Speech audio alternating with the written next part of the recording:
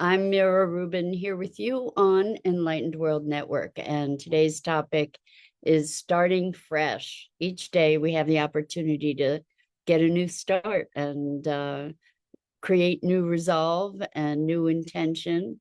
And let's just have an opportunity to talk about that today. Before we get started, though, let's take a minute or two to get present. Let's take a deep breath in through your nose and hold it. And imagine clean, crisp oxygen flooding your lungs, flowing into your bloodstream, nourishing all your cells, all your organs, all your molecules, and bringing ease and relaxation as you exhale any tension, stress, negativity, fatigue. And now let's take another deep breath in through your nose and hold it.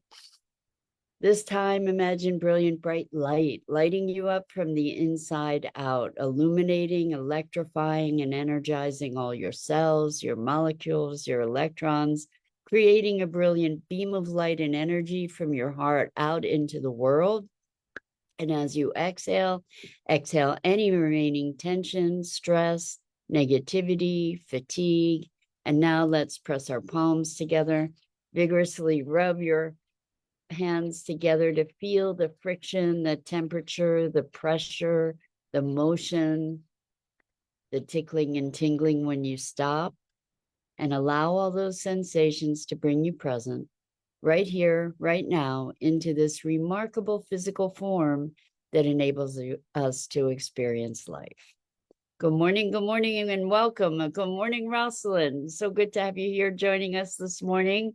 And welcome to everybody else who's with us as well. And today we're talking about starting fresh and how we really do have the opportunity at any given moment, really, to start over, to create a reset, to just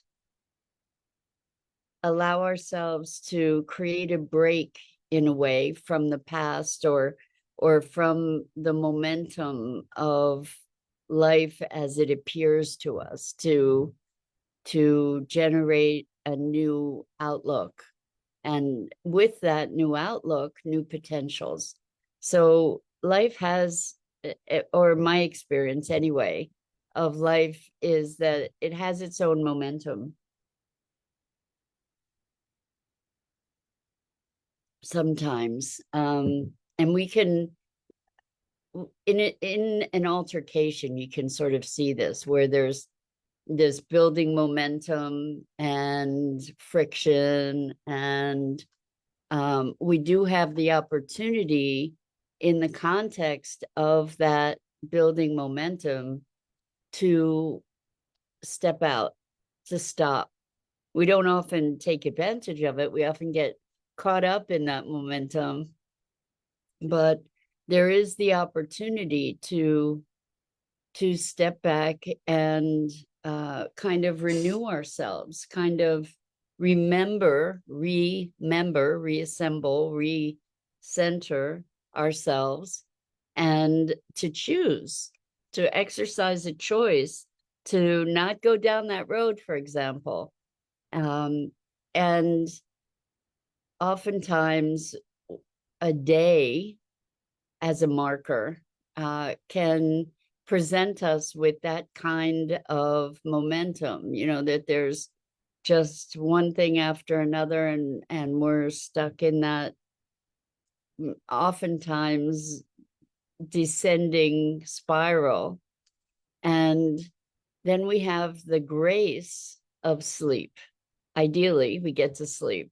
And when we wake up, so many of us tend to go back and recreate the experiences of the previous day that were so challenging.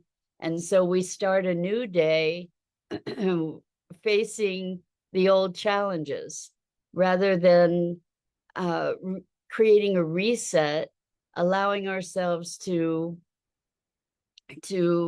remember ourselves rather than our circumstances, and to generate a new perspective, a new intention, a new possibility for ourselves. Typically, what we'll do is we just recreate whatever the upsets were from the previous day and then carry them forward. And so what if we didn't? What if we allowed ourselves a fresh start? What if we allowed ourselves first to become present to ourselves as centered, as whole, and then stepped into the prospects of the day from that vantage point, from that perspective, and renewed experience, coming into the experience of the day in a new way, resetting ourselves. I think that there's tremendous potential, or it's a way that we can actually access our potential to be able to rethink and redefine and allow ourselves the gift of reconceptualizing whatever those circumstances might be, so that we actually can have an experience of a fresh start. It's interesting how much we're willing to sacrifice for a sense of continuity or the illusion of control, where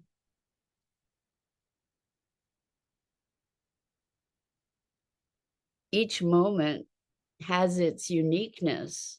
Yes, there is momentum from prior moments, but waking up or going to sleep, even taking a nap, creates a break. And I think it's rather rare that we really truly utilize that break to say, okay, I'm doing a reset, I'm starting over.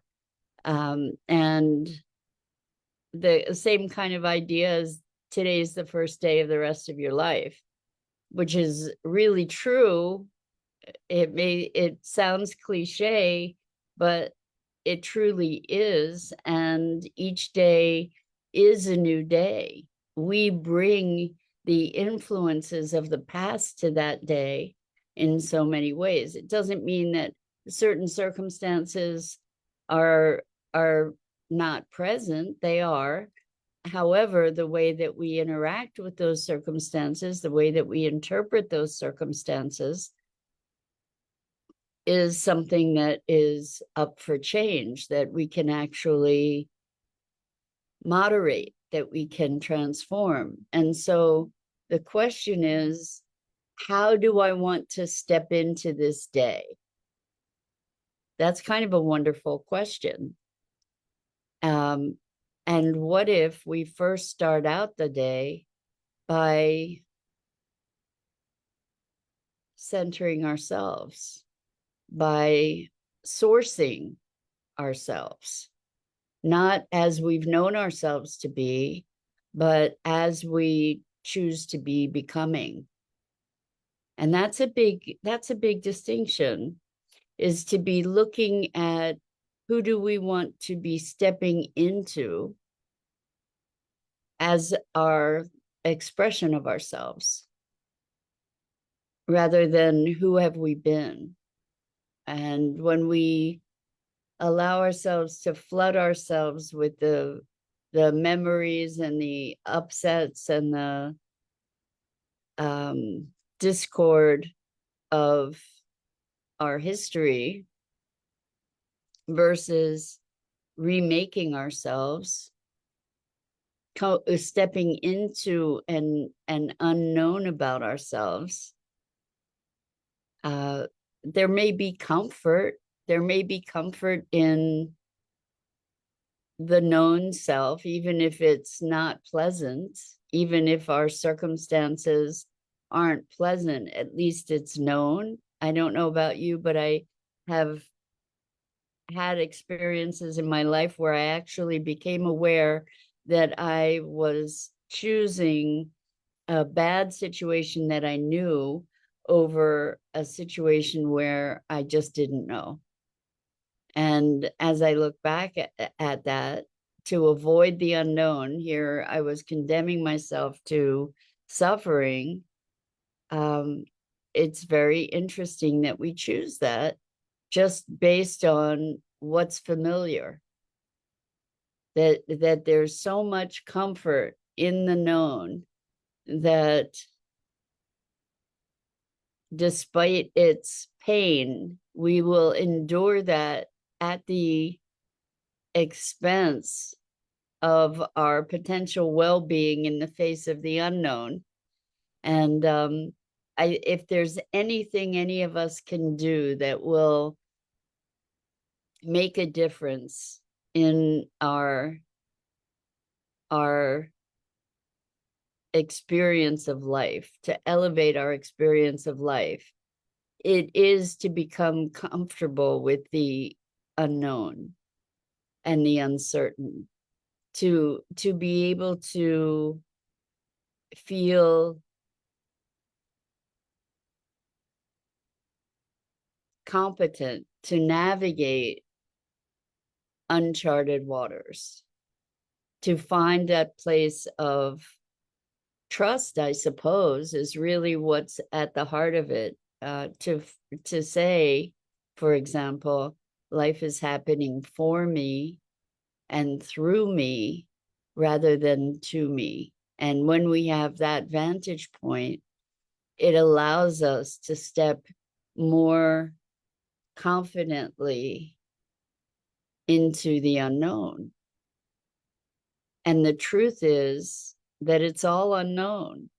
There are certain things that are predictable, and there are certain things that we can make be more predictable than others, oftentimes by our own behavior. But what if we were to become more comfortable navigating the unfolding adventure rather than calling it the unknown, to just call it an adventure, that that there are all kinds of surprises and delights around the corner, that it doesn't have to be that what's around the corner is darkness or fear, that we can actually embrace potentials and kind of ride the wave. We don't always know where the wave is going to take us. Although we may think we do, maybe we don't ever know. But we can dance with that uncertainty. And I think part of the dancing with uncertainty is managing our expectations. So we tried to have a conversation about expectations last week, I think, and the role that they play in our lives in terms of trying to create this sense of predictability and certainty and control, the illusion of control. Because so often the feeling of having things be out of control is just overwhelming. And why is it overwhelming? Because there's a fear factor to it, right? The fear of the unknown. And where does that fear come from when it comes to the unknown? Why is the initial reaction one of fear? I think it probably goes to foundational survival mechanisms, but there's a sense of security that we gain by believing things to be predictable. And certain things are predictable, but the whole thing about predictability is that it's not 100%, right? Typically, anyway. And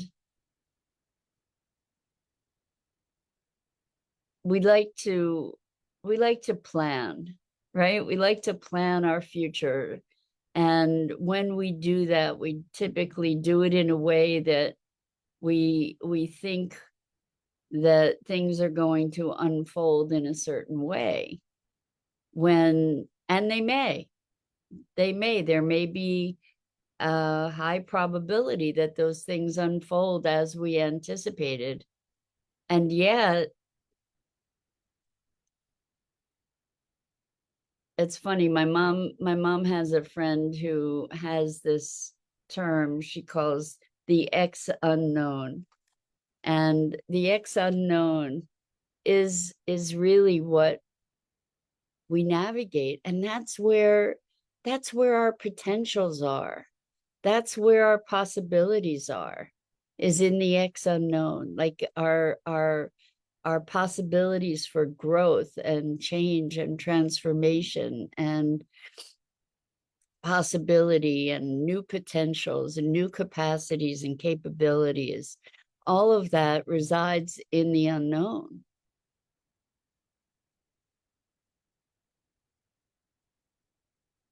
Again, it can be predictable, but it's unknown. There can always be something that shifts the trajectory.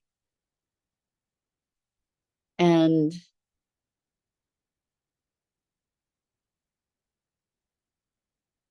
it's interesting because I have felt from time to time very much in a rut where life feels too predictable, right? Or there's just no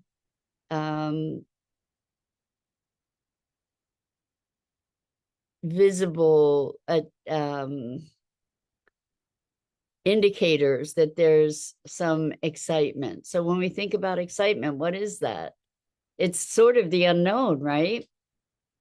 I mean, when we think about excitement, we think about doing something that is fun, exhilarating, perhaps. What makes it exhilarating is it's the newness of it. Because even the most wonderful things, when we first experience them, they're so wonderful, and then we become habituated to those things. Like even a delicious, amazing food, for instance, that you taste and enjoy. If you were served that same food every day, it would become really mundane and boring and limiting, right? We want variety. It's a matter of how much variety we can stomach or we seek. So Rosalind says, the shift is being able to see or be aware of more motivates to learn more. Be aware of more motivates to learn more. When not motivated, stop growing.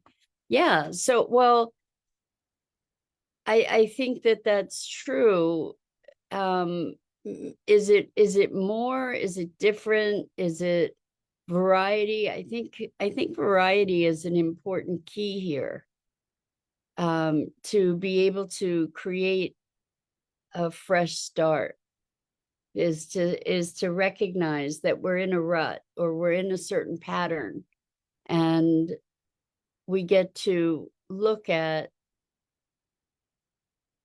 other options. So when you're saying to see or be aware of more, that's like being aware that there are other options available that perhaps we haven't exercised. And when we can recognize that there's got to be something more than this or something different than this, then we can activate ourselves to go explore for that and invite that.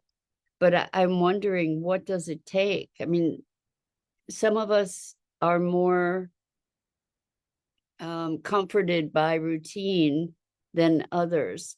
So there's a balance of how much routine is supportive versus how much routine is stifling. You know, to be doing the same thing every day over and over can be very comforting for some people. And it can be absolutely life leeching for others, where the familiarity can dull one into being robotic, something of an automaton, where you're just going through the motions and dissociated. And yet some people, well, we all have different thresholds. We all have different thresholds for how much newness we thrive with. The thing is that it is that kind of change and newness that makes us grow, that makes us expand, that makes us respond and push the edges. It's at the edges where there is the most potential, because that's the unknown. So Rosalind says, if someone is suffering, then what would motivate someone to seek something different, to have a different outcome?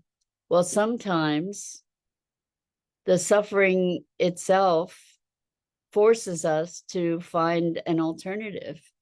You know, when we have suffered long enough, when we have suffered so deeply that we just need to make a change, that's when we can look at what does it take to move out of that suffering.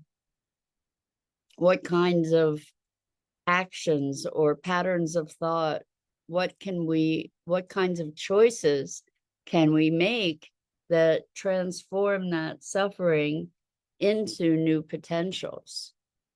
And it often is when we suffer so deeply that the greatest transformation comes about, because oftentimes the structure of our reality that is causing the suffering just needs to change. And it's through the pain of that experience that we find the momentum and the motivation to say, this is just not working anymore. I cannot bear this anymore. Something has to change. Something's got to give. And so that's when we can create a fresh start.